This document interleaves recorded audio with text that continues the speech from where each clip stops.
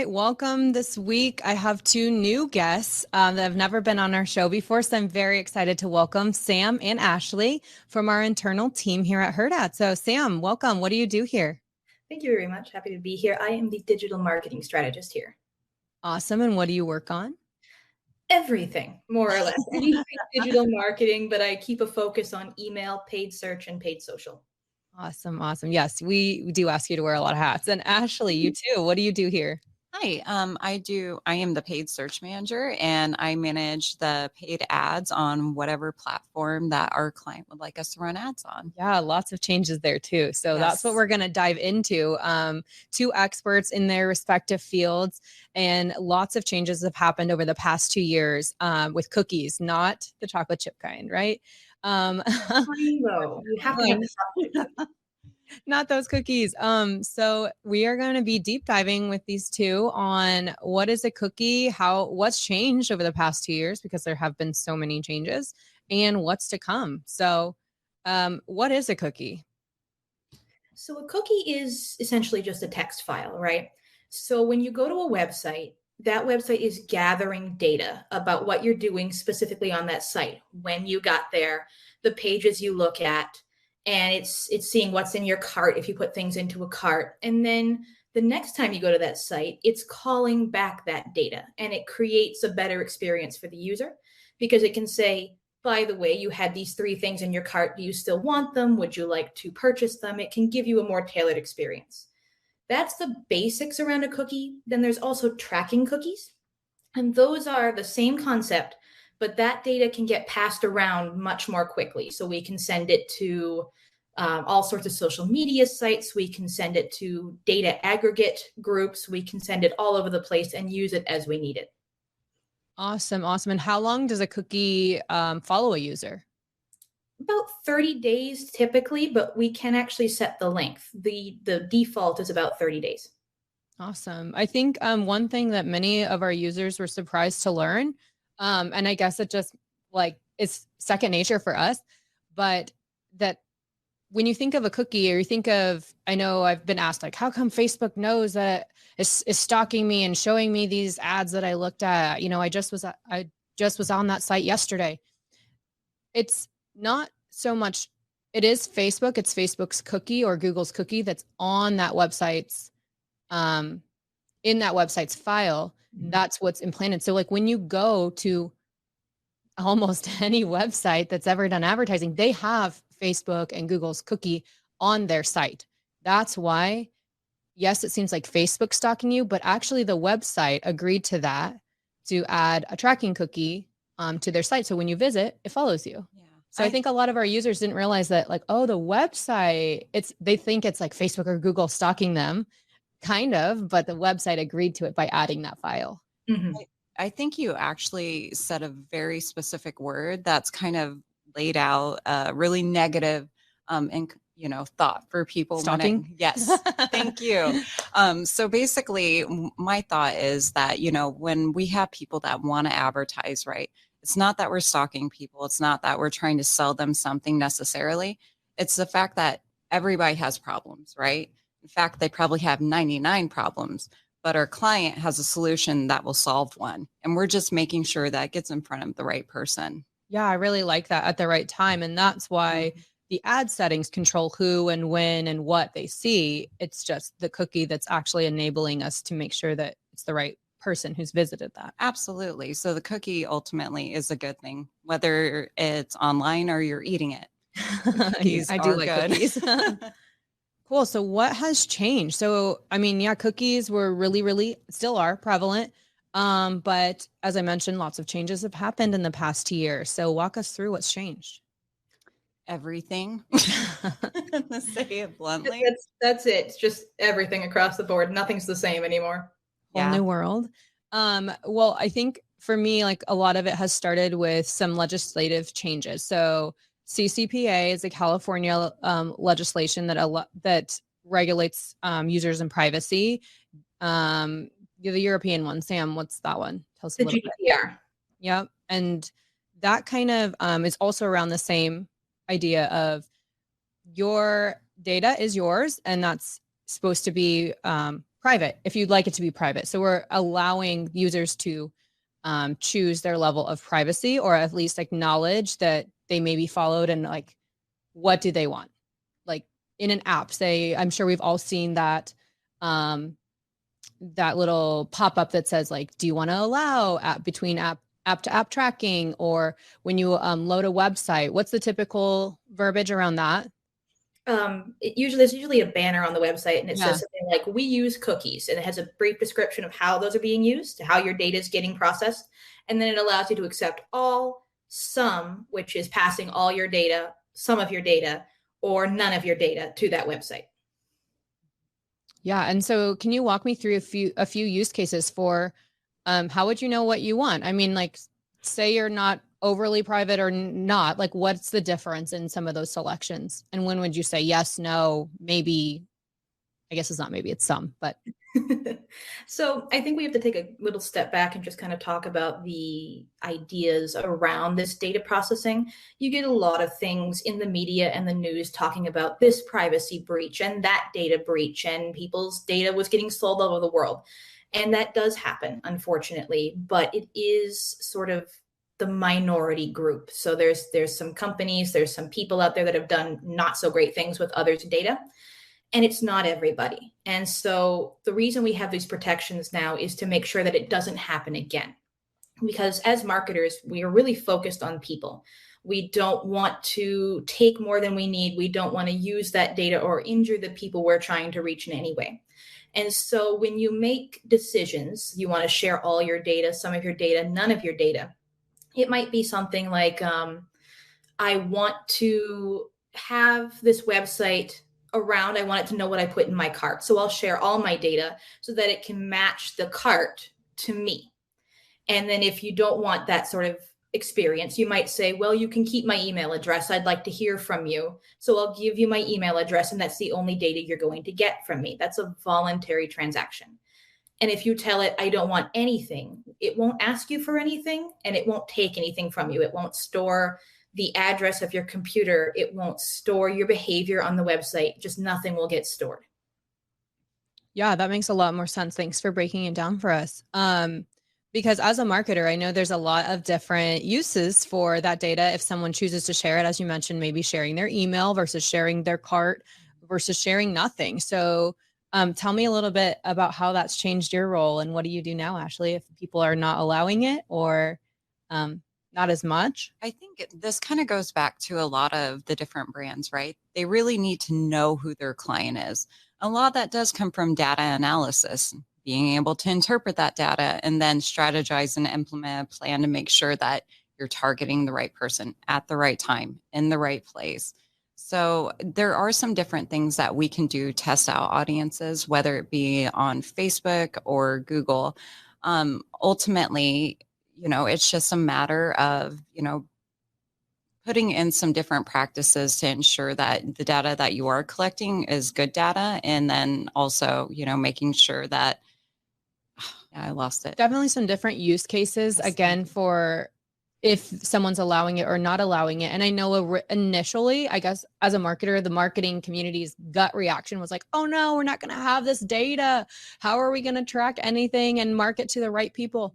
But I think since we've all kind of settled down, wrapped our minds around this, tell me a little bit, Sam, about where or how others marketers are supplementing that loss of that data and turning it into maybe an opportunity. So I don't know that supplementing is quite what we're doing. We'd love making educated guesses, probably. Yeah, making a lot of educated guesses. So, some of us have been in the industry for a long time, and others are just coming into it. And this is their reality now. They don't have that background, so they're just working with it. But what we're seeing is that a lot of the platforms we use, Facebook, or rather Meta, controlling Facebook and Instagram, LinkedIn, Google, all these different platforms we use to serve ads, and then programs that connect into them, are just no longer allowing us to see certain things or use certain data. When we upload data, when we access data, we have to prove its provenance, basically. We have to tell it, yes, we have permission to use this data. This is how we collected it. And if that comes to a head in any sort of legal issue, we can prove that we have all of the information we need to say, yes, this person or this group of people said we could use this information. And so that's not new, but it's certainly becoming more prevalent throughout the industry. We're seeing a lot more use cases with provenance required. We see that a lot in email too. In the world of email, we have to upload a file with permissions directly in the file. And if those aren't there, you can't email anybody, or you get in trouble for having that list up. We are also seeing the way we reach people changing. So one example is if for maybe you're a luxury client, you have a luxury product, and in the past you've reached people based on their income. Most people aren't volunteering their income to general websites. They're volunteering them to credit agencies, and that's really protected data.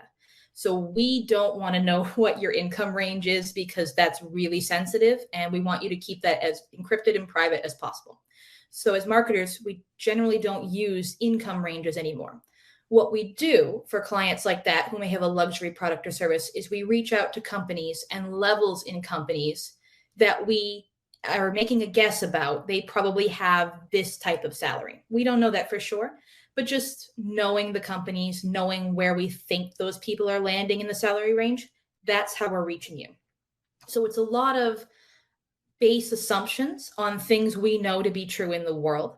And the rest of it is getting based on that data that is being volunteered. So talking about this person's email address, we know that email address signed up for this. We also can track it to this other website over here because you let us.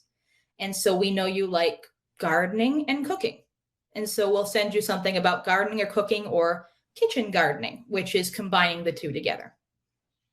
Awesome. Yeah. So we've had to rely on our marketing, I guess, knowledge and making those educated assumptions to reach the audience versus just being spoon-fed the data of saying like, oh, here's this lady, here's what she makes, here's what she's interested in. Okay, yep, check, we'll market to her.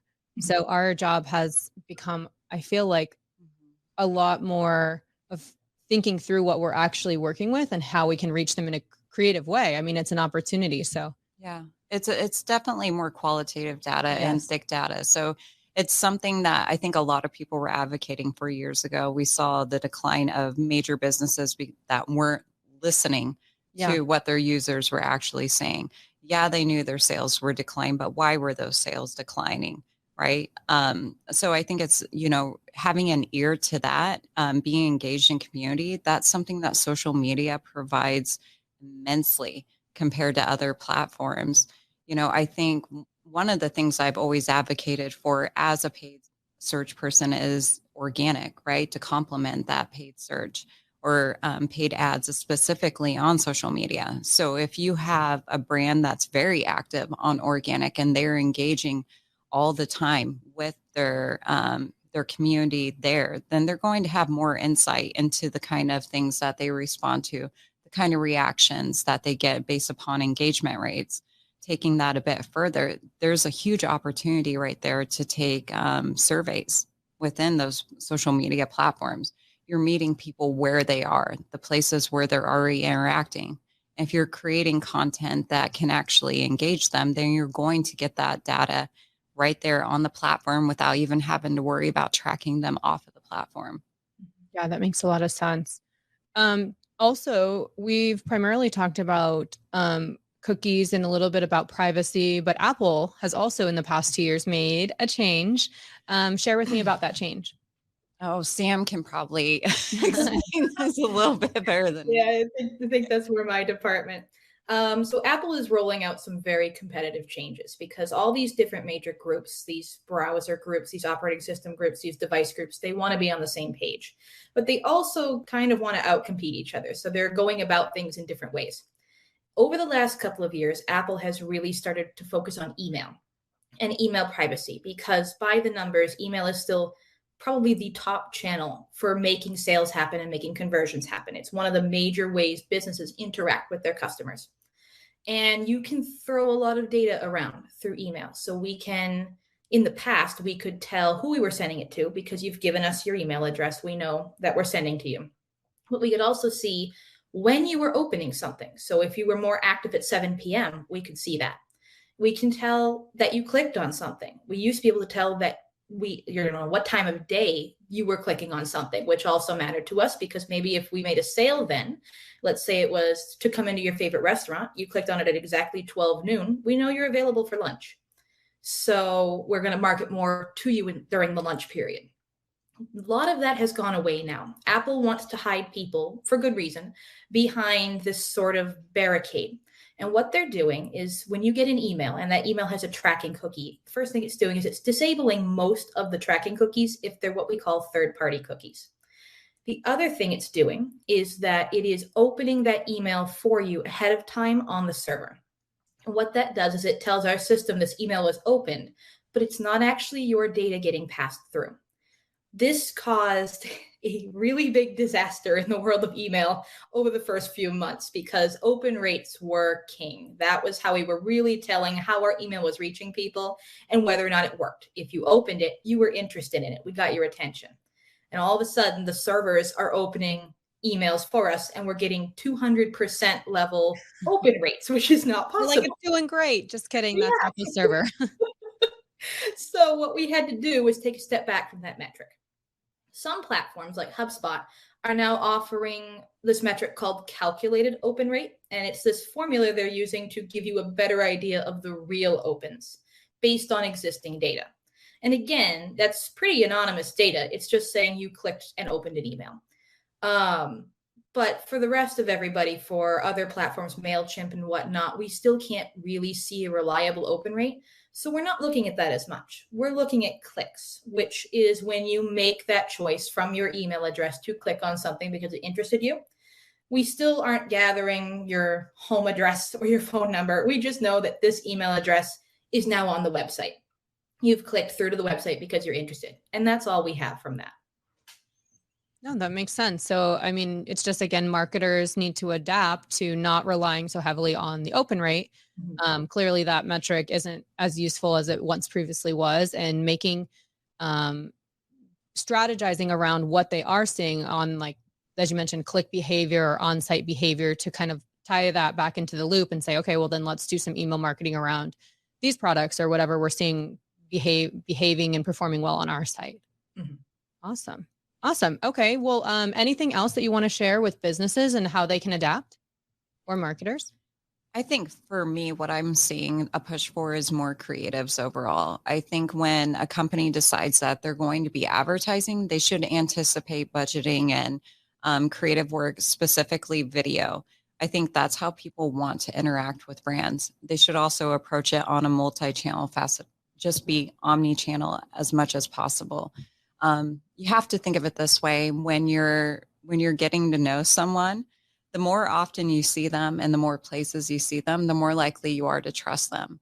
And so, you're not necessarily going to trust somebody that you see every once in a while and you only see them in that one place, right?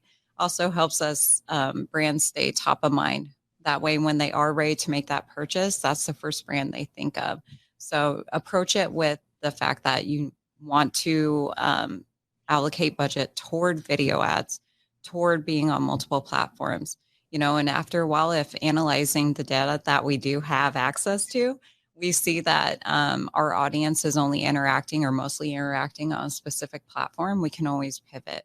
I think approaching it that way is going to be the best bet, especially if you are a brand that's new to digital.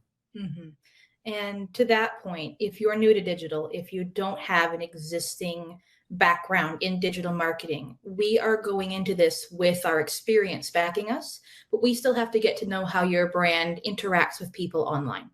Even if we're controlling that for you, we're doing all the heavy lifting and we're working on interacting with people. People are the kind of wild card. We don't know what they're going to think until they tell us. And that's probably the most critical piece of data of all.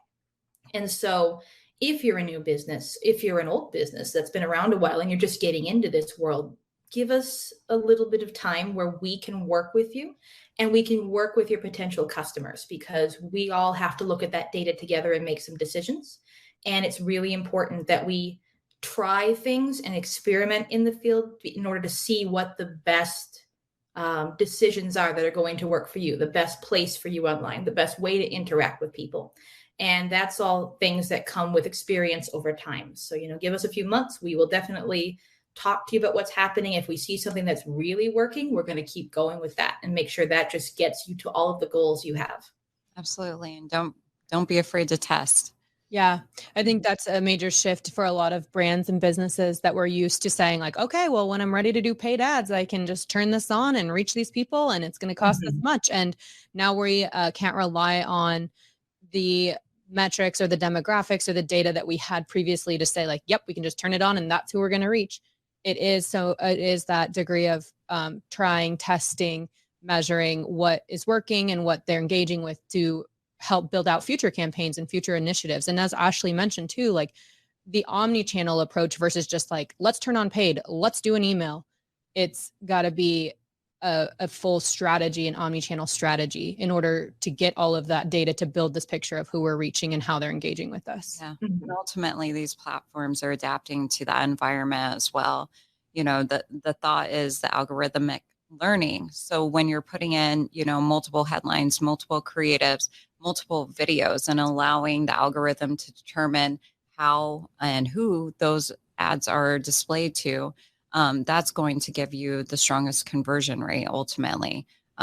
Super excited about Performance Max campaigns that are coming out, and Facebook's even kind of mirroring that with the ability to add in those multiple different subject line descriptions. So that way, it's not necessarily a situation where we let it run for a week or two and then we go and analyze and make, a decision based upon the data that we're seeing.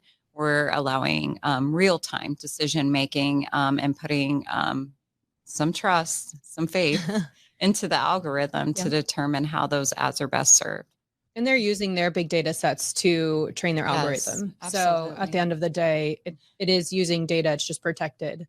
Yeah, absolutely. Especially Google. So, with Performance Max in particular, you're getting a hold of Google's entire suite of products. And so, YouTube users, Gmail users, display, whether it's native or other, it's going to, they're using all of their data that they have to display those different products, or those different ads for those individuals as they interact on those platforms. Awesome. Well, I want to thank you both. I always learn so much. I'm sure there will be more to come. As we mentioned, these the regulations on cookies and what needs to change is 2024, right? So we will have to circle back to this because it's not over yet. We're continually learning and growing. And as you mentioned, the algorithm's learning and growing and changing. So we just continue to adapt as marketers and brands. So thank you so much for joining us today, Sam and Ashley. Always a pleasure. And I can't wait to have you guys back. Thank you, Max. Awesome. Remember to like, rate, and subscribe if you want more from our experts. We're so excited to have more on, and there's more to come this season. Thanks. I've Heard That is a part of the Hurrdat Media Network.